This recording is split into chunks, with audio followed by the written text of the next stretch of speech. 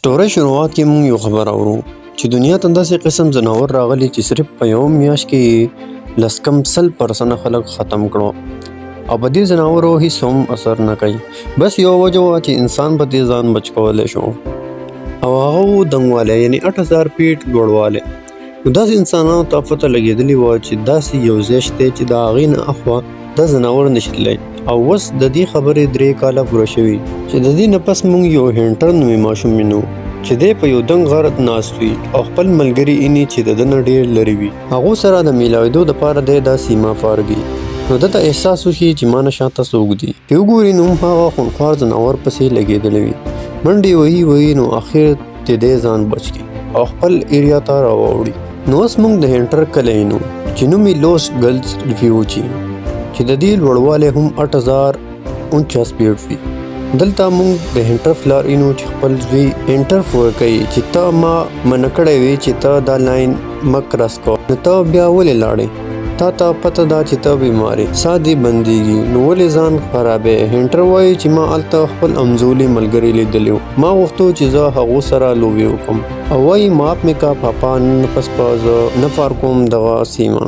دوی چې په کوم کلي کې اوسېدو نو د دغې آبادي 194 آبادۍ باندې مشتمل و. نو د دې وجې ټولو خپلې ذمهواریانې اخیستې وې چې دلته هینټر او د هغه ملګري هیډي چې د دوی کارو په ځنګل کې شکار کول او کلي ته یې د خوراک دپاره راوړل او بس هم په دغې دوی ټولو خپله ګزاره کوله. اوس دلته ویل خپل د زوی شکایت کوي کیټ ته چې د دې اورېدو کې کیټ وایي که ته دته ډېر عرصه ووې او یو ډېر ښکلی ژوند ورله ورکړې خو د ده دپاره دا غرونه د جیل غوندې دي او وایي چې یو نه یو ورځ خو به هسې هم د دې ځناورو سره جنګېږو د هغې دپاره ځان تیارول غواړي. اوس موږ اینو چې لرې نینا ولاړه ده او کالتوسې ګرمۍ او په اوسپنې باندې نشانه ولي خو ناکامه کېږي. اوس سین بدلیږي ماښام شي چې دا غرونه او دنیا بالکل خاموشه ده. یو طرف ته ګورو چې ویل شوینګ کوي او هم په دغه وخت نینا اوس هم خپله نشانه برابرولو کې چې د دې بس دا سوچ و چې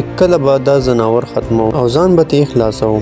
اوس د شپې موږ اینو چې ماشوم هینټر اکسیجن ختم شو دې کې ویل راشي دته فلټر بدل کی او فتح ولګي چې اکسیجن هم نور په ختمېدو دی او که دا هم ختم شو نو مجبوراً د بولډ هسپتال ته ځي او نور به راوړي که نه د ده د زوی بچ کېده ناممکن و. او که زه لاندې لاندړم مطلب 8000 فیټ 6000 فیټ کې هسپتال وي نو زما زوی به ختم او بس هم په دې وخت د نقشه ځان ته برابر کی او لاړ شي نینا پسې او ورته وایي لکه څنګه چې مخکې زما ښځه تا سره ښکار له تللې وه او د دې ځناورو ښکار شوې وه نو هغه ټایم کې ورسره ته هم وي او بس هم ته پکې یوه واحده وي چې په 50 کسانو کې بچ. ما ته پته ده زما تا نه مدد غوښته ښه خبره نه ده خو زما د زوی د ژوند سوال دی پکې زما ستا مدد ته ضرورت نو ته ما سره د دې ځای نه 2000 فیټ لاندې لاړه شه چې زه اکسیجن راوړم. د دې په اورېدو مینا وایي هغه ځناور تا ته پته نه ده چې هغه په هیڅ هم نه مري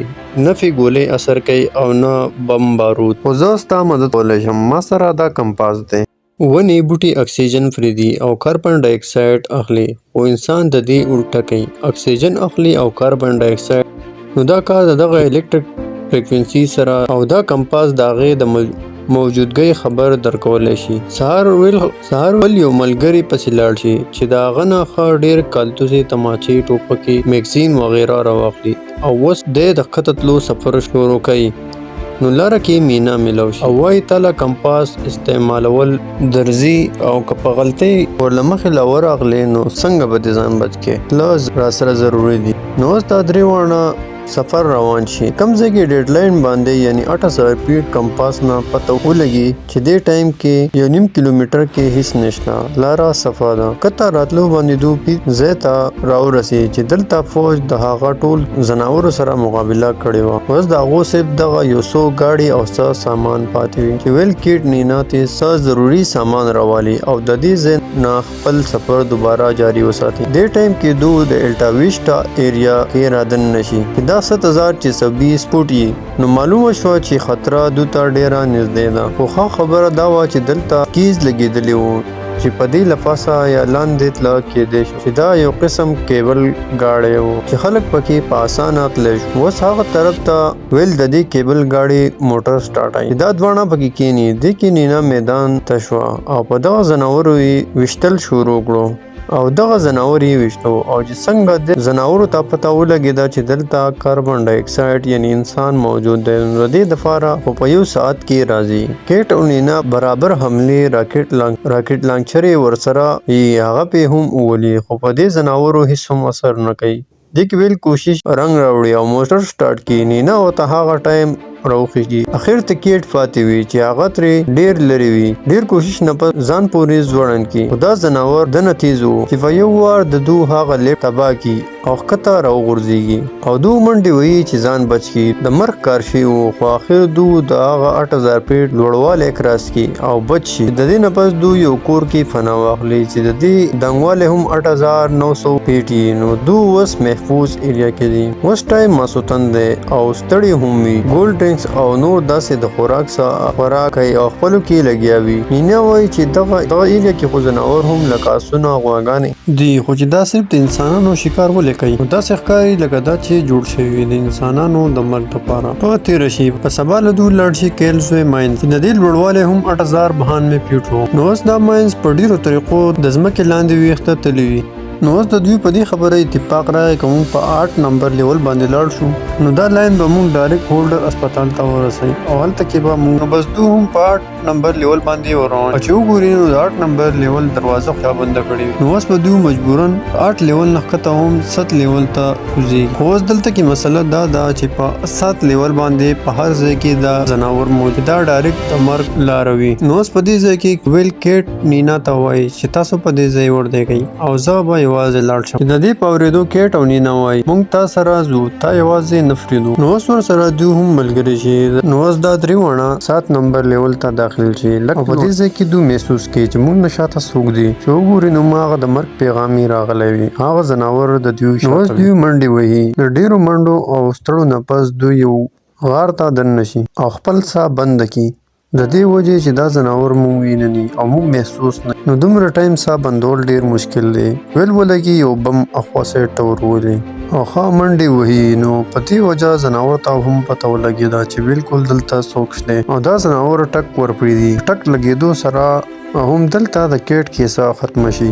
په دې ځای دواړه پاتې وي چې دوی منډې وهي او د دې ځای نه خپل ځان نه بچ کړي چې بره راوخي. ډېر زیات خفه وي چې موږ خپل ملګری هم داسې مرګ ته پرېښودو. دلته اوس د سطلو نه پس دوی ته یو کور میلاو شي چې دوی په هغې کې پناه واخلي او د لوږې نه یې حالات خراب وي ځکه چې دومره ټایم نه وږي وي وخوري او آرام وکړي. سهار پاسي او په دغه کور کې مخې ته یو ګاډی ولاړ وي. د هغه ګاډي کې کښېني او سټارټ او هسپتال سایډ ته ښه په تیزۍ سره ور روان شي ځکه چې ویل ته پته وه که زه سپیډ کم هم دا ځناور مونږه هم ختموي.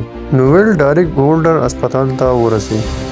دلته راتلو نه پس هم دوی ته پته ولګي چې دې ځناورو په دې اسپتال هم حمله کړې وه ځکه چې هر څه اخوا دېخوا پراته وو. د اسپتال حالات ډېر زیات خراب وو. د ډېر ګرځېدو نه پس ډېر په تادۍ کې وي چې په دې کې په دوی باندې یو ځناور حمله وکړي. د دیوال نشانه پټېږي خو د دې ځناور د لاسونه او ټک ورکول دومره مضبوط و چې د دیوال نه آر پار وتو. په دې کې د ویل نظر په اکسیجن سلنډر باندې ولګي. ویل هغې باندې یو ګولۍ شو چې ویشتو نه پس هغه سلنډر یې وډزېږي او یو غټه دماکه وشي چې د دماکې د وجې دغه ځناور مردار شي. نو اوس دې ځای کې دوی یوې لیبارټرۍ ته راشي. نینا ویل ته وایي چې په دوی باندې ډزې اثر نه کوي ګولۍ پې اثر نه کوي څه پته لګي که د بجلۍ شاټ پې اثر وکړي.